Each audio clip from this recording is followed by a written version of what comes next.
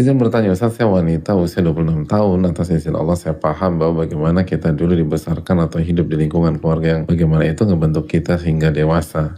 Kata Nabi SAW, fa'abawahu yuhawidanihi wa yunasiranihi majisanihi. Kedua orang tuanya lah atau lingkungannya lah yang membuat dia Yahudi, Nasrani atau Majusi. Dan yang ngerubah itu lingkungan terdekat. Saya dibesarkan oleh ayah yang temperamental, ego, emosional, kasar, dan kata-katanya nggak baik.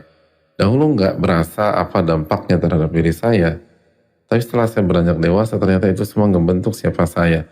Seorang yang didominasi oleh rasa takut, anxiety, trauma, kurang percaya diri, psikosomatis, memendam, dan jujur di titik ini saya ikhlas atas apa yang terjadi karena udah kehendak Allah. Saya yakin Allah izinkan saya seperti ini karena Allah percaya saya mampu melewatinya dengan taufiknya. Bahkan saya di titik saya kasihan dengan ayah karena saya yakin beliau dulu juga banyak luka yang ngebentuk dia seperti itu. Dan ingin saya tanyakan, apakah boleh cerita ngadu dengan Allah secara detail, menjelaskan kronologi, nggak tahu kenapa saya pengen aja gitu didengar, dipahami, mengapresiasikan diri saya karena selama ini saya nggak pernah mendapatkan itu. Saya yakin Allah Maha Tahu bahkan sangat detail. Sudah selesai bagi Allah semua urusan manusia di dunia ini, tapi saya percaya Allah lah sebaik-baik pendengar. Lalu minta ditolong sama Allah untuk terus move on. Dan apakah ada di zaman Rasulullah kejadian seperti ini dahulu untuk pegangan bagi saya? Jujur saja saya aja gampang bisa nggak saya di tengah-tengah dunia yang dituntut mental seperti saya mencoba untuk sembuh untuk itu. Syukran barakallahu fikum. Jamaah sekalian khususnya yang bertanya, semoga Allah sembuhkan kita semua dari penyakit-penyakit hati kita atau mental illness kita. Amin ya rabbal alamin.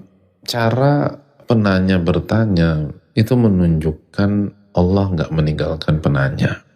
Lalu menunjukkan penanya berusaha untuk menjadi jauh lebih baik. Berusaha menjadi pribadi yang solehah atau lebih soleh daripada sebelumnya. Dan itu adalah kabar gembira bagi penanya. Itu adalah hal yang sangat positif bagi penanya. Karena kalau Allah tidak kasih taufik lalu penanya nggak berusaha, saya rasa pertanyaannya tidak dengan diksi atau tidak dengan kondisi seperti itu.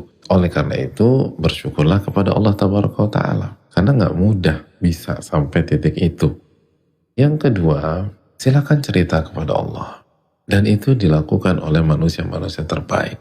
Di antaranya dilakukan oleh para nabi.